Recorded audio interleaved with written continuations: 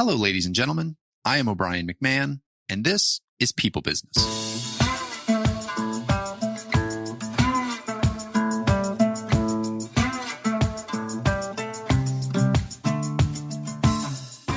In this episode, I'm joined by Laura Kriska. Laura is an expert on cross-cultural relations with more than 30 years' experience bridging gaps in diverse workplaces. She has worked with Fortune 500 companies on 4 continents, helping thousands of professionals build trust across us versus them differences based on nationality, ethnicity, race, religion, age, and any other factor of identity. Her We Building framework provides practical and actionable insights for creating a more inclusive and productive world. She's also the author of the book, The Business of We, the proven 3-step process for closing the gap between us and them in your workplace. And that is what we dive deep into in our conversation today. A lot of the diversity, equity, and inclusion programs that I have seen out in the world involve a lot of education and a lot of awareness. This is all about making actual human connection. And we spend a lot of time in here talking about how we as individuals actually go out and make connections with people who are different than ourselves, and then how we bring those practices back into the workplace and actually help our people bridge gaps, bridge cultural gaps, religious gaps, whatever gaps there might be, between divisions, between countries, between operating units, what have you. Really practical stuff. I encourage all leaders either to listen to this and or to get her book. There's a ton that you can get out of it. And I think, especially after this conversation, a more connected world becomes a better world because we all have some empathy and some sympathy and some open-mindedness to other ways of operating and other ideas. I hope you enjoy the conversation. Here is Laura Kriska. Laura, welcome to the show. Very excited to have you on and talk about overcoming differences today. I think this is as relevant a topic as there is when it comes to the human side of work. And I was excited to read your book, super relevant, and excited to dive in a little more here. So welcome. Thank you, O'Brien. I'm delighted to have the chance to talk about We Building, and I look forward to your questions. Yeah. Well, so let's jump right into it. I work with a coach and we talk a lot about fears. And he references Marcus Buckingham's 5 fears, which are fear of death, fear of the outsider, fear of the future, fear of chaos, and fear of insignificance. And those are kind of the 5 big fears. In particular, we just can't seem to get out of our own way when it comes to fear of the outsider. And in an ever more connected global society, that becomes a problem. From your experience, why are we so afraid of those who are different than us? And how do you see that showing up in the workplace? This is a timely question for all of us, we humans, just as you said. And of course, there are researchers who have studied this extensively, and I am not one of them, but I have my own thoughts about this. And I think it's basically when we grow up, we get used to certain things, right? Every human who grows up in a certain community, a certain geographical place, there are patterns of behavior that humans have in that particular place. And then when you're a kid, you don't question those things. And then you grow up and you just start thinking that those are the right and appropriate ways to behave. And if your environment, your community is also very homogeneous in terms of how people look, how they sound, how they dress, you get used to that. And so when you leave that comfortable, familiar space, whether that's when you're a child in school or when you're an adult, that discomfort, that human discomfort. I believe some researchers call this intergroup anxiety.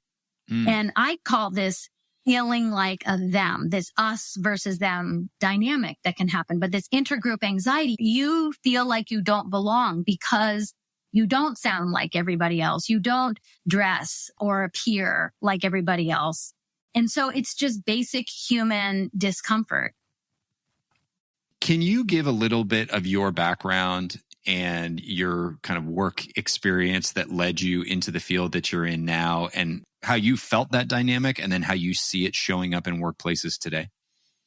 Sure. So I grew up in Columbus, Ohio, in a very, very homogeneous place. Lots of white people like me who practice similar religions, just a lot of homogeneity in our cultural norms.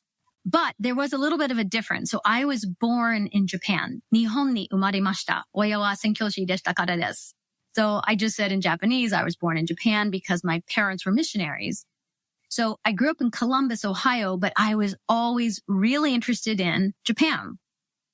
As a college student, I got a chance to study there for a year. And then my first job was working in the Tokyo headquarters of Honda Motor Company. If I can reference that idea of intergroup anxiety, right, of feeling different than everybody else, I experienced that in an extreme way when I was 22. First job, like a couple months after graduating from college, I was in the Tokyo headquarters of Honda Motor Company with about 3,000 Japanese professionals.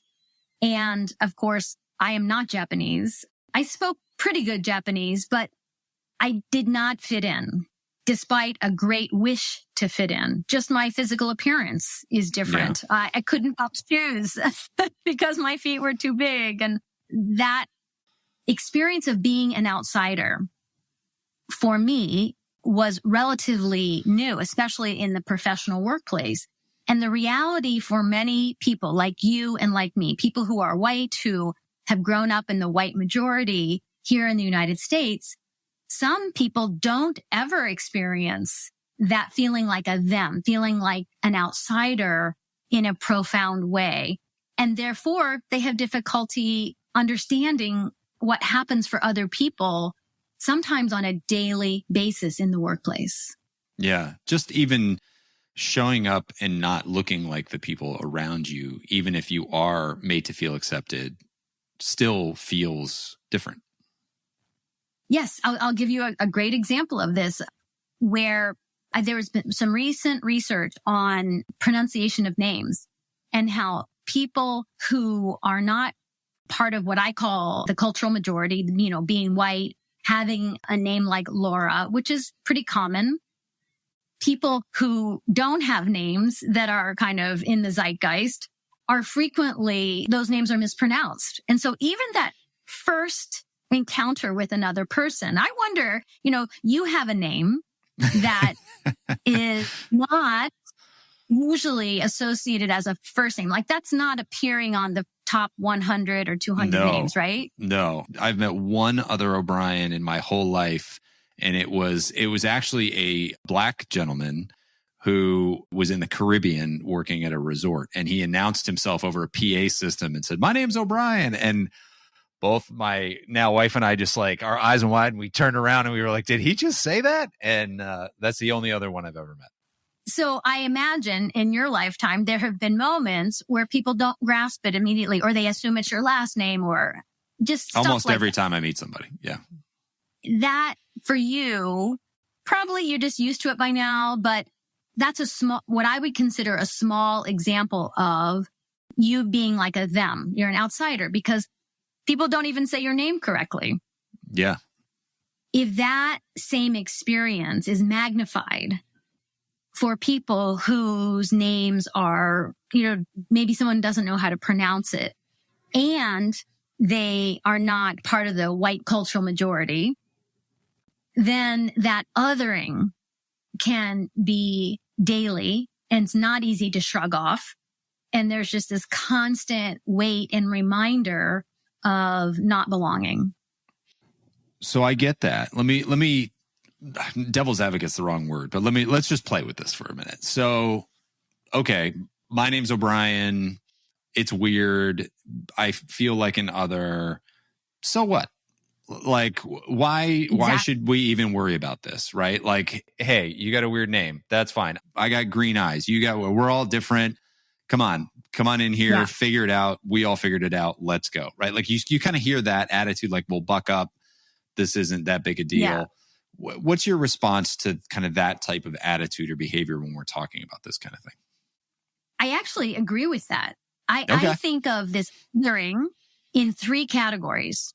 There are inconsequential examples of being an outsider or them. There are consequential examples or situations, and then there are game-changing situations. So let me use the example of names to take this further. What you described, I would consider inconsequential when a person says, "Oh, I'm sorry, I said your name wrong." And they remedy that. They say it correctly. It's not a big deal. The harm done was minuscule to you or to anybody, really, if it's repaired and corrected. Let's take it a step further. Let's say that I have a subordinate and they have a name I've never seen or heard before, and they tell it to me, but I didn't really pay attention. Then I'm too embarrassed to ask. So in business situations, I'm like, "Hey, good to see you." You know, I never do the buddy. work. Yeah. "Hey, buddy, how you doing? Hey, friend," Yeah. And I just don't do the work. And then finally, the person's going to catch on. Or I've seen situations where the name seemed too difficult for the boss. And so they make up a nickname. Yeah. And they maybe joke a little bit about it. Or especially with my experience in Japan and working with a lot of Japanese colleagues, people use nicknames. Now, if someone themselves makes up their own nickname, I have no problem with that. But giving another person a nickname because you haven't done the work to learn their actual preferred name, unacceptable. So that's what I would consider a consequential us versus them situations. And so there's damage accruing to that person every time that you meet, that you're not saying their name. And then we can even move this into a game-changing scenario. Let's say we're in a meeting with high-level professionals in the organization. And again, I have this person whose name I just haven't, done the work to understand or to say properly. And I make a joke about this person's name in front of other people. Well, that could become a formal complaint. Yeah. It could turn into legal trouble. So you're correct. There are situations where othering a person is temporary. It can be easily remedied. And I'm not worried at all about those situations. Those us versus them situations are going to exist forever. The ones I care about are ones that have a negative, regular impact, that cost resources, that harm relationships, that impact people's ability to build trust, that cause lawsuits, that cause the bad business, and those kinds of things. Yeah, and I like that last little part that you said there.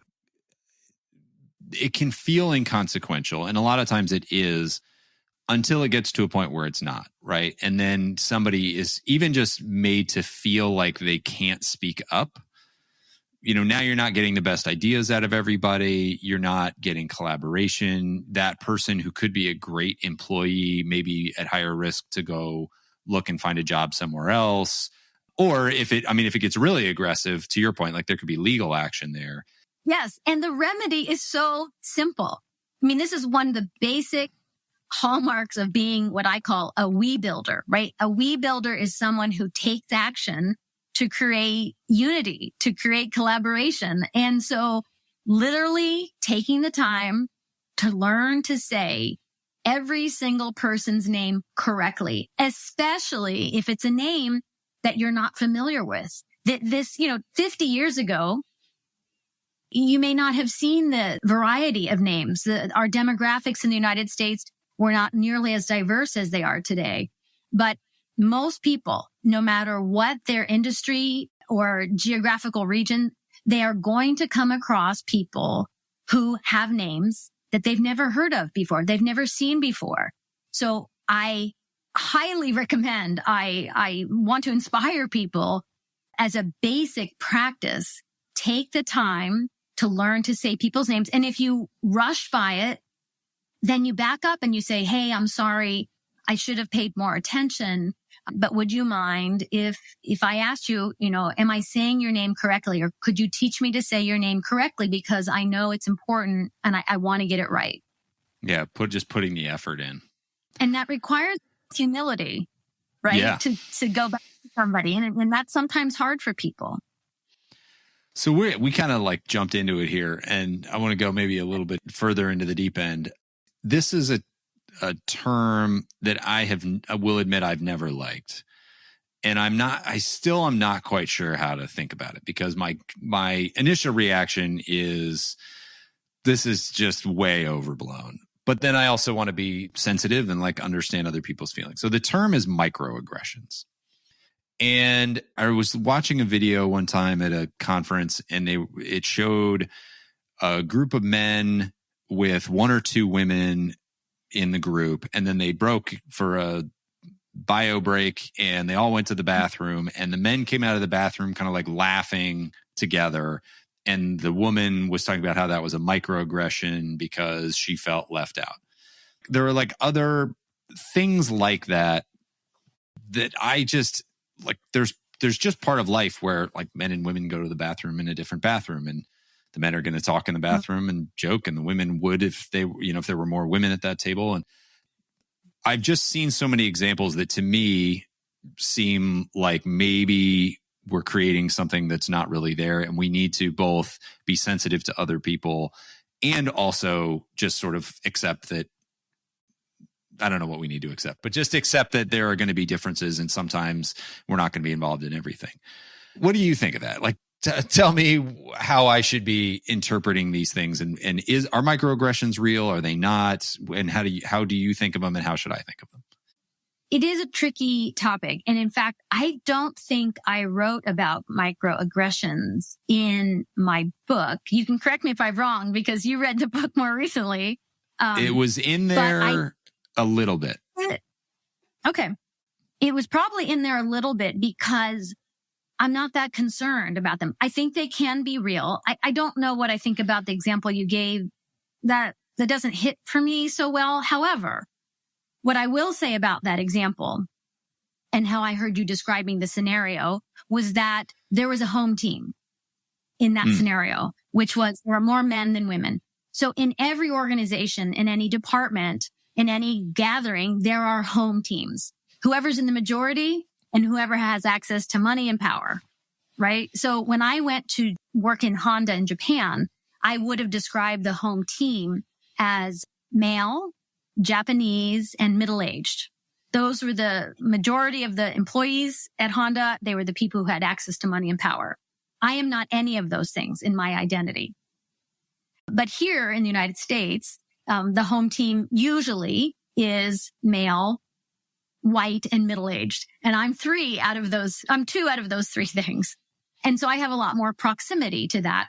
But the characteristics of any home team are specific to any specific gathering. So my point is paying attention to situations where you're part of the home team, I think is valid and important, because it means that people who don't share those characteristics could more easily feel left out.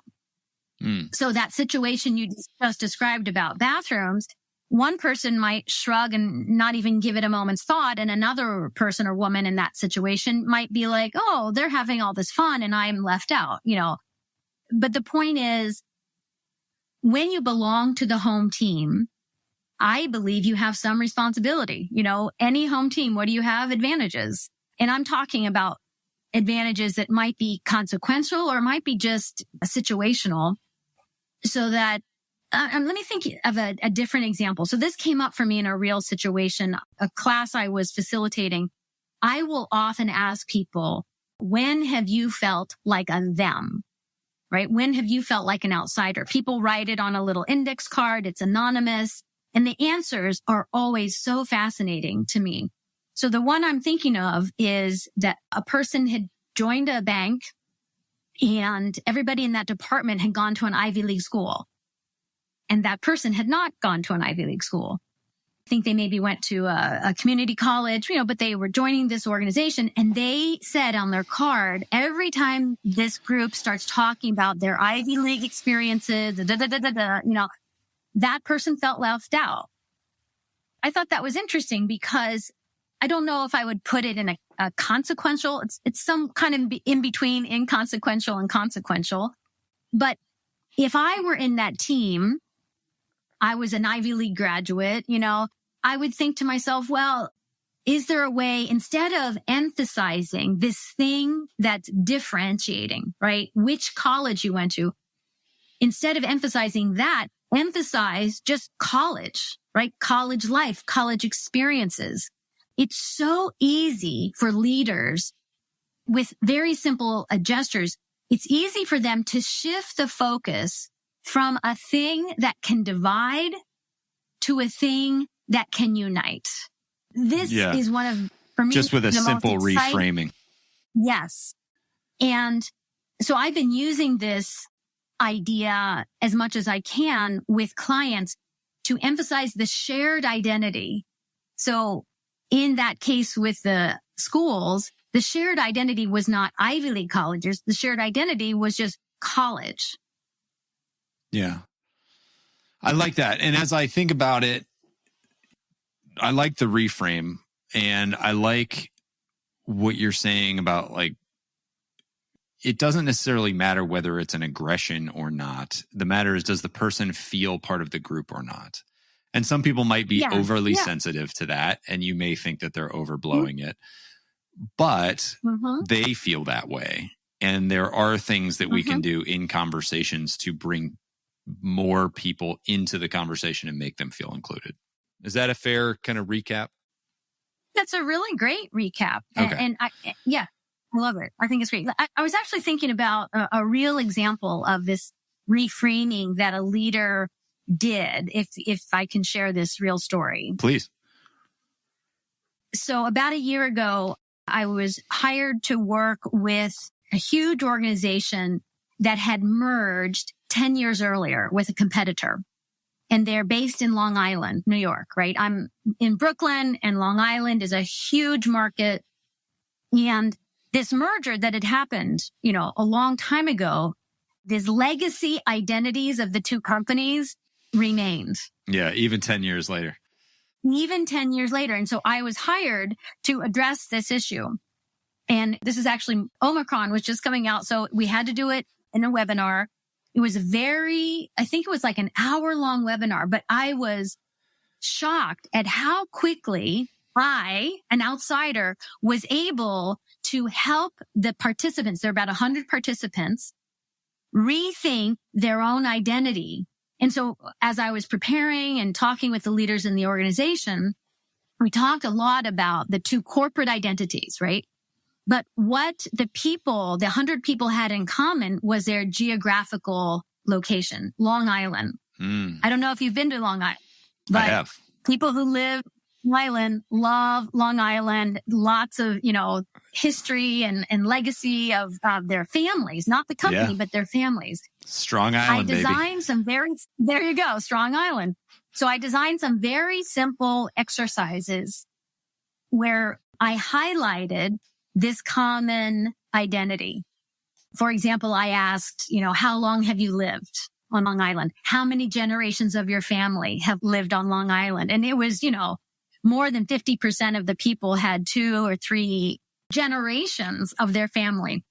And these were very quick exercises. This was not an in-depth exercise. It was just a simple reframing of how they thought of themselves. And then we shifted to the Long Island market. They had different departments. And so I started asking questions. How often have you reached out to such and such department? How often? And the answers were very low. They stuck with their own groups. And so in the very end, after, again, a very short amount of time, maybe an hour, the participants came up with 47 options that they were willing to take.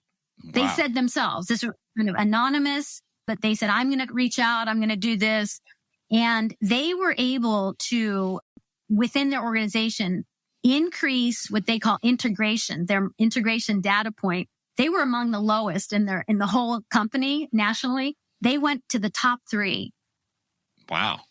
Because they easily were able to shift their social identity within the organization. And this is all based on research that I learned Mark Levine did really interesting research about your idea of social membership and who you think of as in-group, out-group.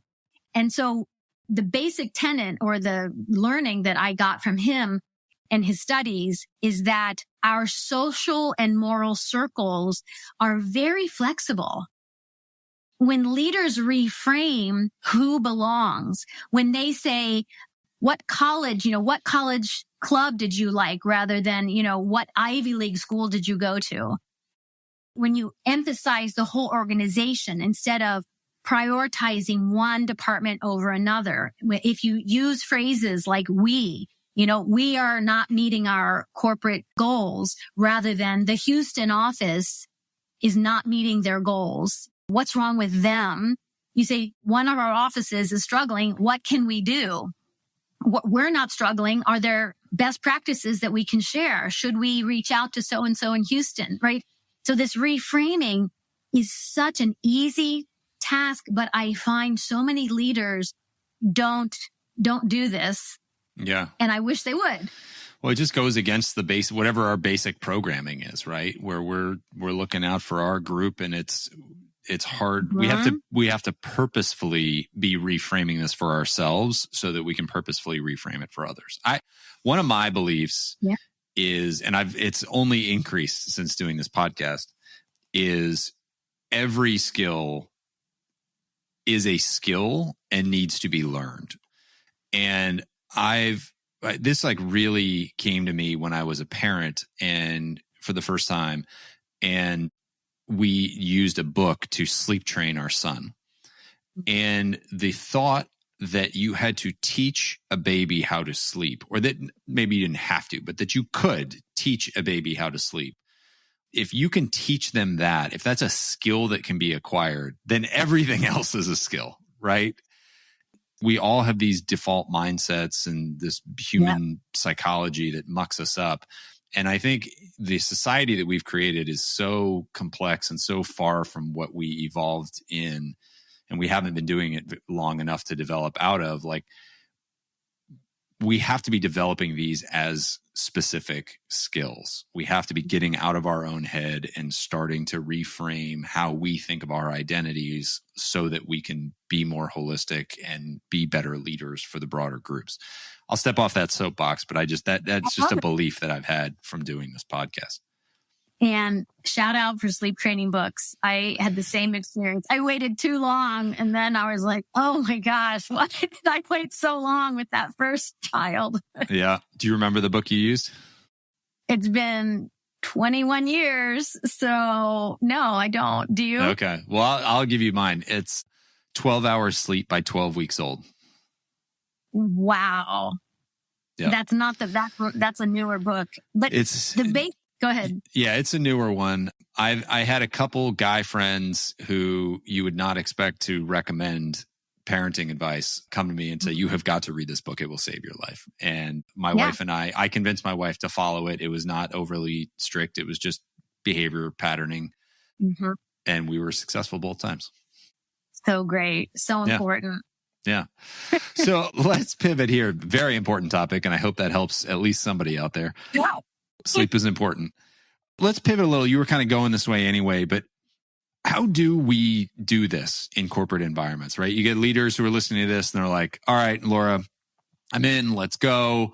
Let's reframe this. Where do we start? Is it just as simple as, hey, think about what your people have in common and prompt them for it? Or is there's more to this?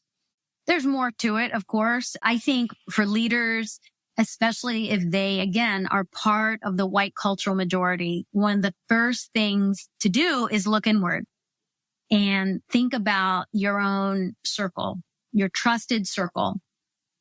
Is it homogeneous? Then, I would say, well, why? And are you operating at optimal capacity with that homogeneous group? I often reflect back on Japan. Japan is a very homogeneous society, 98% Japanese.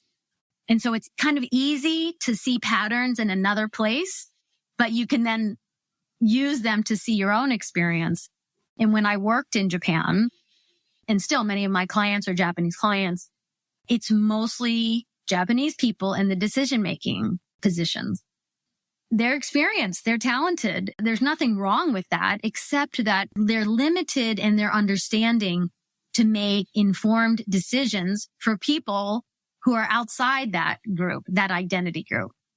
And the same thing applies here, whether you're making decisions internally for your employees, for example, or you're making decisions about your customer base, which inevitably here in America is going to be diverse. Again, because of more and more so as we go forward too. Yeah. I was giving a presentation earlier this year and was looking up racial demographics in the country, and they have shifted, especially the Hispanic demographic has exploded in the United States. And with immigration and where you see which populations are growing or declining, like the makeup of our country in the United States is going to continue to change. And if you're focused on the white majority now, like your market's going to shrink. Absolutely. And I support a more diverse community. I like that. I find it enriching. I am not fearful. I'm not sad in any way about that. I know there are people who do feel that way. I don't get that, but it's not my experience at all. And I also think that there are pockets of communities that are very homogeneous. And sometimes it's premeditated. People want that, right? And they feel it's more, going back to your original question about it's more comfortable for them. They understand it. But I really think it's a disservice today to families when you have children. You and I both have children. When you're raising children, if you have a very homogeneous experience for your own family life, you're not really preparing them for the world they're going to go out into here in the United States, unless they're going to stay within these very, very narrow boundaries. And that seems to be more and more limiting. So I would not promote that. So a very kind of practical example of that. So I have 3 children. I've insisted that they learn a different language. I just think, I don't even care what language it is. I've encouraged various languages, but it just, if you only speak one language, most of the world will speak English, and we're very fortunate to be in that privileged situation. But knowing what it's like not to be a native speaker of a specific language, I think gives you empathy and helps you connect with people across many types of differences. So that's just one practical example. Well, so let's unpack that a little bit further, because I was thinking about this in my own self as I was reading your book, and I was like, okay, I grew up in a very homogeneous community in Connecticut, a suburb of New York, very white, affluent area. I went to a school that was very white, affluent school. And I moved to Chicago, and I accidentally moved into Boys Town with my roommate. And for those who don't know, that is the gay neighborhood in Chicago. And I had just never been exposed to gay people on a larger scale than one-offs here and there, and didn't have any friends who were gay or anything that I knew of. Turns out I did have some friends who were, but that I knew of at the time. It was a great experience. Like, I was so glad for that experience. I probably would have avoided it if I hadn't moved into that neighborhood, but it was great. And it just totally opened my eyes and gave me a broader perspective on a community that I did not know anything about. Fast forward, I meet my wife. She's a ballet dancer. There are a lot of people from the gay community in and around the arts. And now these people are like some of our great friends, and we're hanging out with them all the time. We know them very intimately, and we're having really deep conversations, and it's great. We have really meaningful relationships. Both of those things kind of happen by accident, right? But I see the value, and I see the richness of having this perspective into different lifestyles and different cultures. Yeah. How do we do that on purpose? Like, it's so scary to put ourselves out there in that way. And yet it can be so meaningful. So what do you recommend to people to just start to move in that direction? First of all, thank you for sharing that story. I think it's really useful for people. You fell into that by accident and you enjoyed the richness, that diversity brought to your life. It's so clear in the way you talk about your friends. Yeah. And so it's quite possible to have that on purpose and be deliberate. And so where I keep going with this today, every starting point is look at yourself, right? Reflect on yourself. So if you are thinking, okay, I have a very homogeneous life and I want to change that.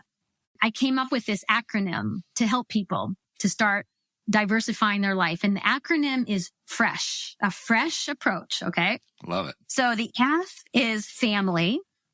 R is religion. E is for eating. S is for shopping, and H is hobby. And I'll share this with you later in more detail, but it's using these 5 categories are relatively easy starting points if we're trying to diversify. So for example, a family, I would also throw friends into that category.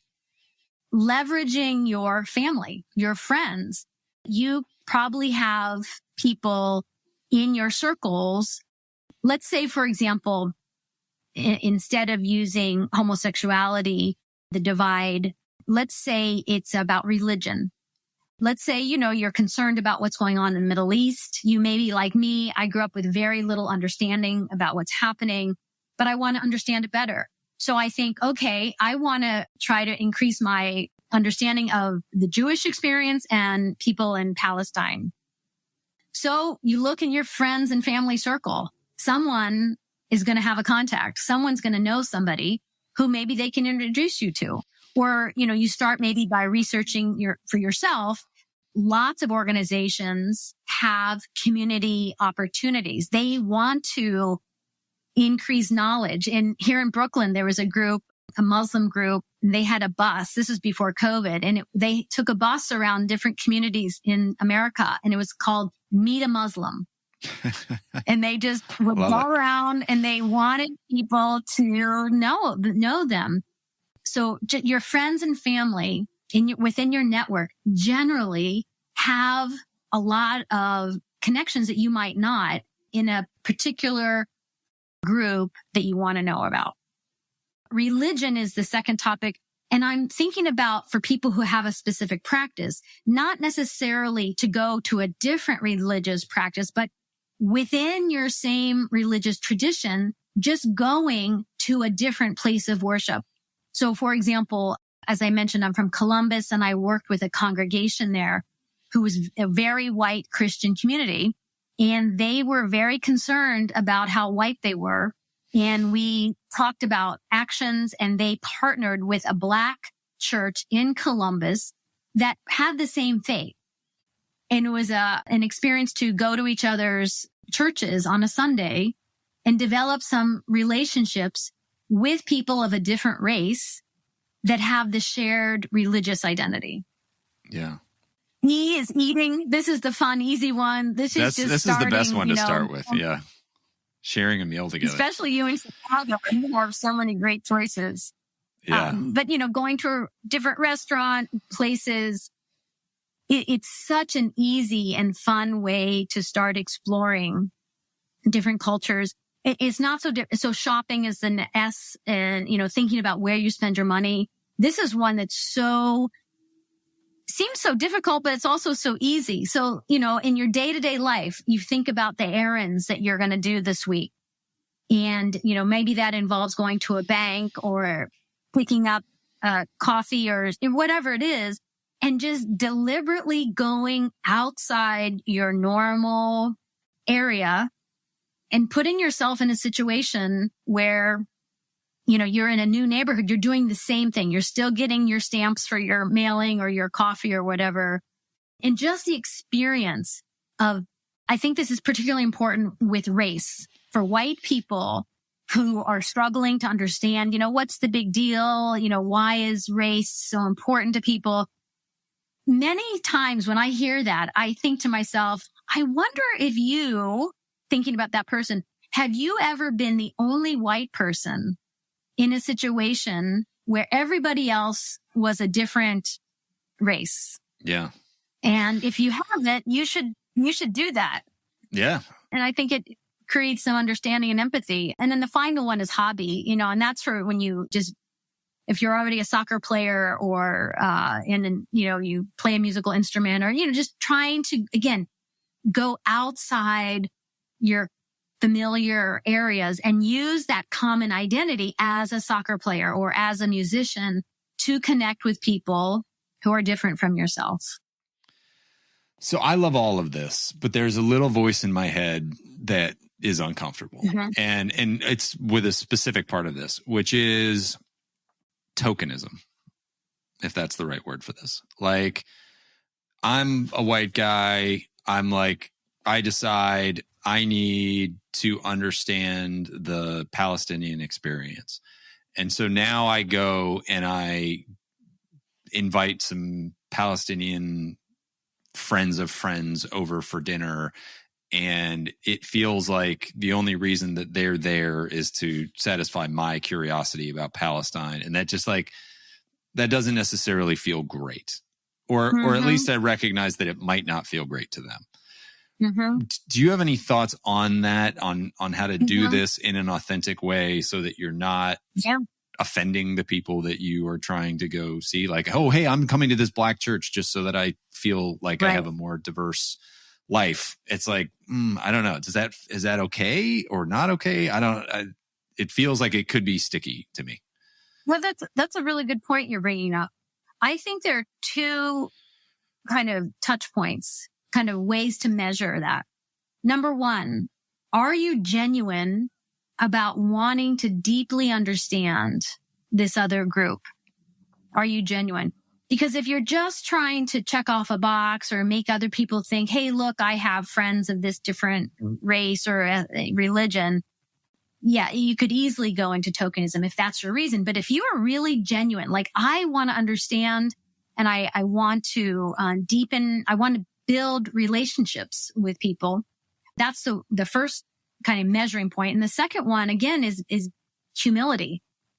Can you go into this experience recognizing that you probably are way out of your league now, and that you really have a lot to learn? If you walk in with this attitude of like, teach me, I am here to learn, I'd say you're walking. Yeah, I wouldn't like that either. But so I would never just go find somebody and say, hey, come over to my house and let's have, first I would try to learn on my own. I would read somebody's book, or I would, and reach out and find a situation where they are open to maybe having newcomers or connecting in a very informal way, just as you would with anyone. So there's it is sticky, meaning you have to reach out to people if you want to create these relationships. But if you're doing this in a performative way, it's not going to be good. So I think your warning or wariness about tokenism is correct to consider that. But I think there are pretty easy ways to make sure you're not falling into that trap.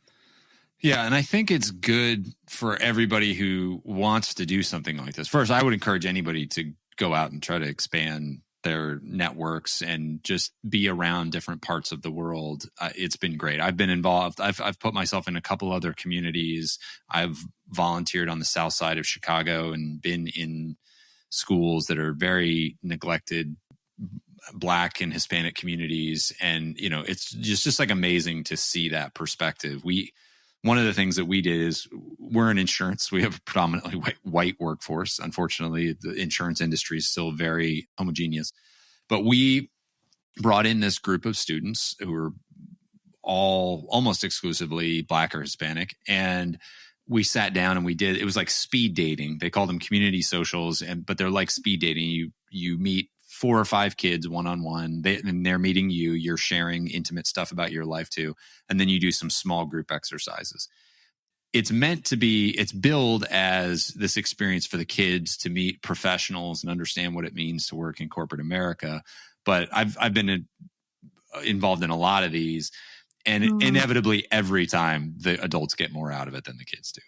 It's just like, holy cow, we hear about these schools and we see them in the news. We see the bad things that are happening there in the news, but then you meet these kids and they remind you of yourself, but way more sophisticated and mature than you ever were. And they're thinking about the world in much broader experience than you had at that age.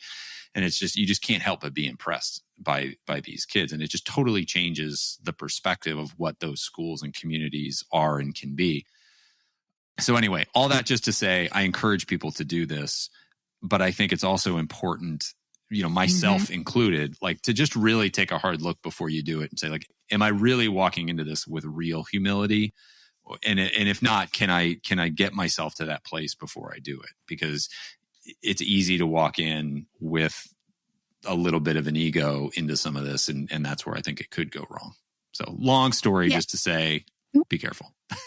I think I like that story. But I also would say that recognizing these opportunities for what they are, is this a kind of one-off situation? And that can be fine, but I'm not really interested in only the superficial interactions. They're a good starting place. Yeah. But what I'm more interested in is over time helping people develop relationships, because that's what's going to really move the dial in any meaningful way, right? It's good to be informed about other people, traditions or cultural norms and not making, stereotypical judgments. Of course, all of those things are good.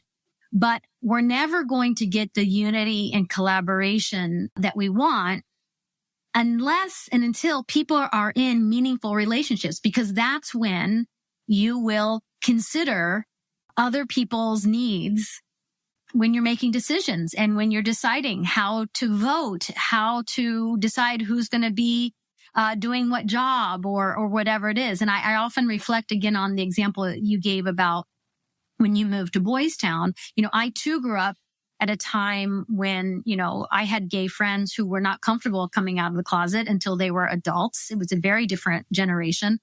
And today, attitudes towards homosexuality are hugely different than they were when I grew up in the 70s and 80s. And primarily what I've learned from research is that attitudes have changed because people have been in relationship.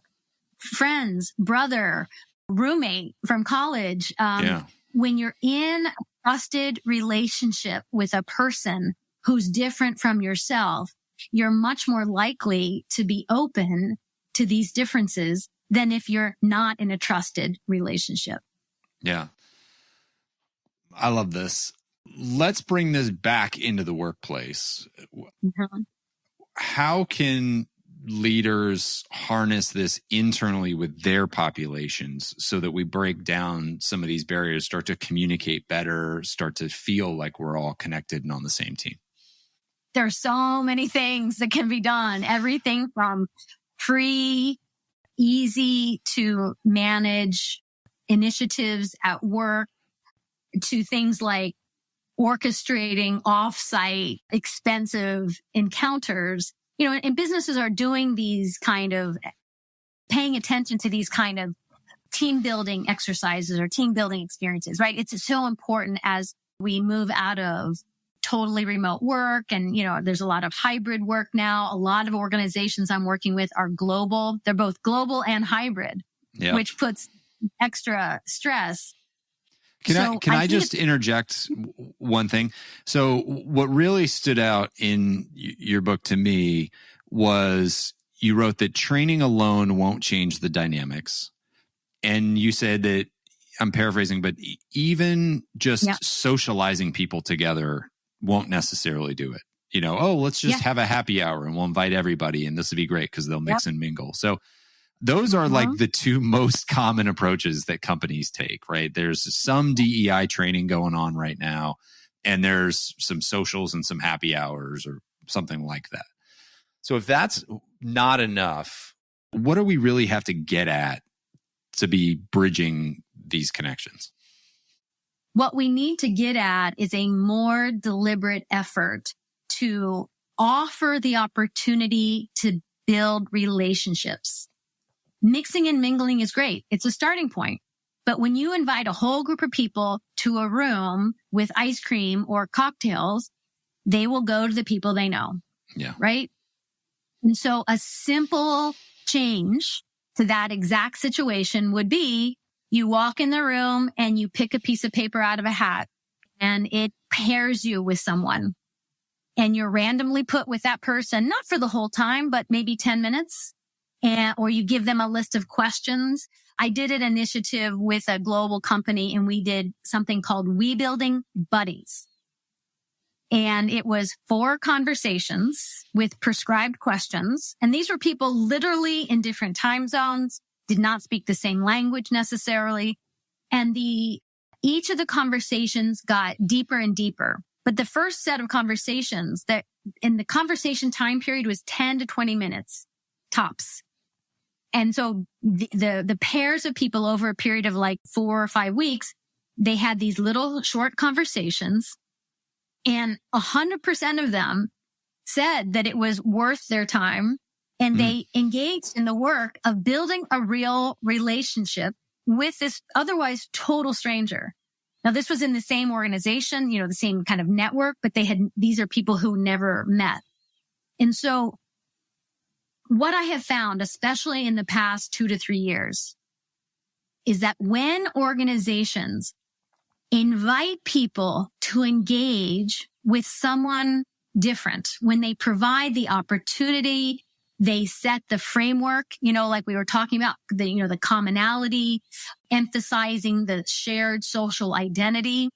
And when you make it voluntary and you encourage it, I would say 95% of the people are happy to do it. They want to do it.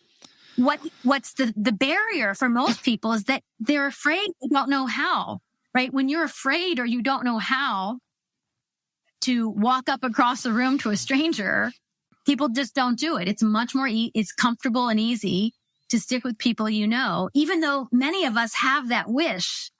Yeah. And so that's what I think can be so meaningful for organizations. Don't just host a pizza party.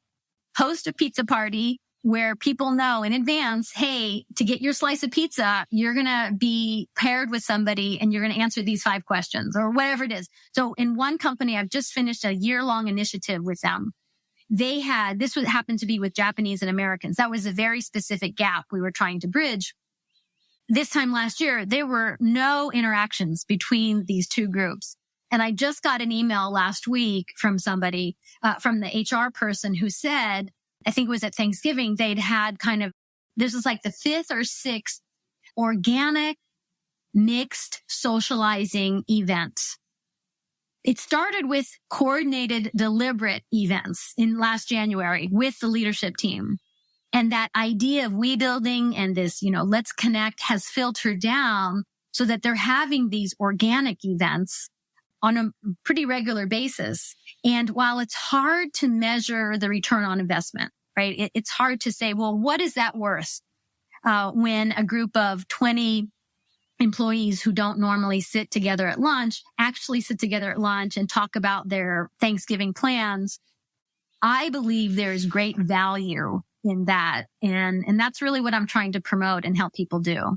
I'm smiling because right before this, I was involved in our leadership development program. We meet monthly for an hour and a half. And that is exactly the conversation we had. What is the value of just being with other people in quote unquote unproductive time?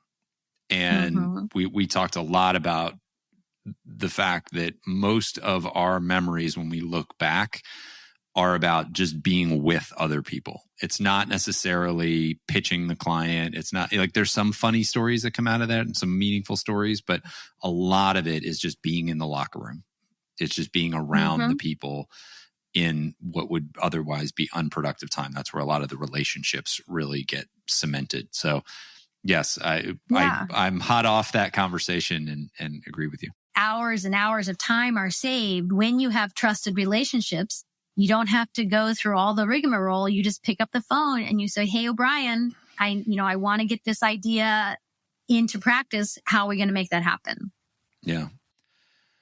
So I have one more line of questioning that I'd like to pivot to, and this is just my personal curiosity, but I have also heard from some business leaders that this is becoming more and more of a problem. I mean, I think we all know it's a problem, but in the workplace specifically, and that is social media and political divide. And the two are kind of related and also different, but in the social media state that we are in now, there is very little room for nuance. And we often have quick, very emotional reactions to people who have different beliefs than we do. And I would just be curious, any comments or suggestions you have for business leaders on how to make room for that nuance and allow for difference of opinion to exist? I saw that question and you were hoping we weren't going to get to it. Well, part of it is that I'm not an expert in social media. I also am wary because, as you and I and all your listeners know, social media often is operating on the surface. Mm-hmm. And that can be really dangerous. I think there's a lot of data to support how social media has really fanned divides. It has exacerbated us versus them dynamics, whether that's about politics or race or religion or whatever it is. So in that regard, I'm not a fan. I think the social media activities are not helping to unite people overall. I think overall, social media messaging, because it's so short and superficial and often ill-informed, not always, but even well-informed, it's just usually not enough. It's just like, having a 5-second conversation with somebody. You can't possibly know what is really meaningful. And so for that reason, and because I think stereotyping it is so dangerous. And what I advocate for is the opposite of that. It's over time engaging in face-to-face interactions of increasing depth. This is the path to unity. Face-to-face interactions of increasing depth, including in the workplace. So I often give people a very specific kind of prescription. How do you develop relationships? Okay, well, you start with the name. We've talked about that today. You have some small talk and you look for commonalities. Oh, you're a parent. I'm a parent. Did you sleep train? How did you do? You find the things that are common, and then you try to build up your understanding of the other person. Notice I did not say agreement. You're not going to agree with everybody, but you can build up your understanding of another person's values. And often it's the invisible values. In my book, I reference the work of Edward Hall and the iceberg concept of culture. And this is all about understanding that there are visible and invisible factors in any person, in any culture, in any organization. And so when you're operating only on the surface, which I think social media does, you just can't possibly have all the information you need to know to make reasonable judgments about other people. So what I have found in my life is that when I've taken the time, when I'm genuine, when I can be humble, and I've learned about another person or group, the data that I accumulate helps me see them as more human. And it's really hard to dislike and want to hurt and hate people you feel like some human connection to. And I really think that if we can build up our understanding of others, understanding, not agreement, understanding, even people who are wildly, from wildly different backgrounds, different languages, different cultures, we really can find commonalities that will help us resist that urge to other, to fear, to hate. And rather, because of trust build up, we will fulfill this promise of unity and seeing each other as human, whether that's in the workplace or in the greater world. I love that. And I think that is a good place to wrap up. Laura, first of all, to anyone listening, I would encourage you to go and buy Laura's book, The Business of We.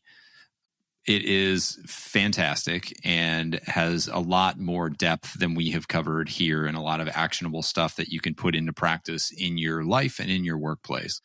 And then, Laura, anything else that you want to say before we close this down? Yes, I have one thing I really want to say, which is, so I've been on this path for many, many years. And my path and my wish is to inspire a we building revolution where people take action, not just think about it, but take action to build connection with people who are different, right? That's the whole point of we building. But I cannot do this alone. I need your help, O'Brien. I need your listeners' help. I want everybody to think of one action they can think about doing today to make a connection. Just, something as simply as is introducing yourself to somebody new, a warm greeting, just start with something really simple, because that's how we will get the unity so much of us desire. Well, I am going to the Chicago SHRM party tomorrow, and I will make a point to walk up to several people that I have never met. And I will try to make that a diverse group of people as well, and introduce myself and be curious about them. That's my promise. And I hope Thank you so all much. out there who are listening can think of a way to do this in your life as well. Best of luck to you. And Laura, thank you. Thank you.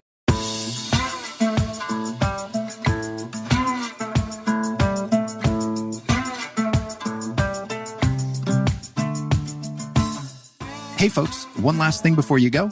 If you enjoyed the episode, make sure to hit subscribe so you can stay up to date with future guests. That's it. Thanks for coming. Go make the most of your business and the people in it.